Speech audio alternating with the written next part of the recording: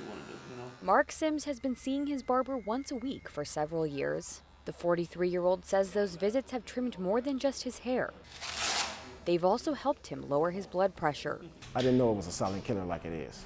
Churches, beauty salons, and other community spots have long been used to reach groups that often have limited access to doctors to promote cancer screenings and other services. Dr. Ronald Victor, a cardiologist at Cedars-Sinai Medical Center, wanted to reach Black men, a group with high rates of high blood pressure. On average, the men in our study get their hair cut every 2 weeks by the same barber and do so for over a decade.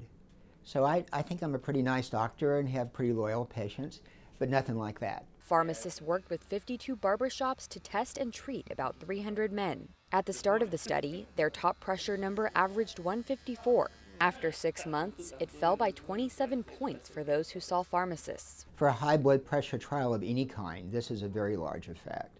The results reported Monday have doctors planning to expand the project to more cities nationwide. So a lot of the men in the study will work in 2 jobs to make ends meet. For a lot of the men, it'd just be impractical to make, to say, well, I'll come see the doctor 3 weeks from Wednesday at 3 o'clock in the afternoon. It takes all of maybe 3 to 5 minutes to take the blood pressure reading. So after I finished my client, I would strap them in the chair or strap the blood pressure cuff on them and give them their blood pressure reading.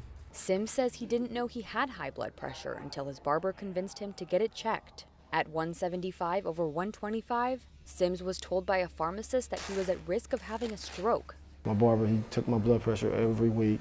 It constantly went down. This program saved my life. This program motivated me to help myself out and to help others in my community. When I was twisting his arm to join the program because he didn't want to do it in the first place, I did remind him of his son. And, sometimes it takes that extra kick in the butt. Only half of Americans with high pressure have it under control, and many don't even know they have the condition. Sims says now that he has lowered his pressure to 125 over 85, he takes his health more seriously and feels as good on the inside as he does on the outside. Krista Fourier, Associated Press, Inglewood, California.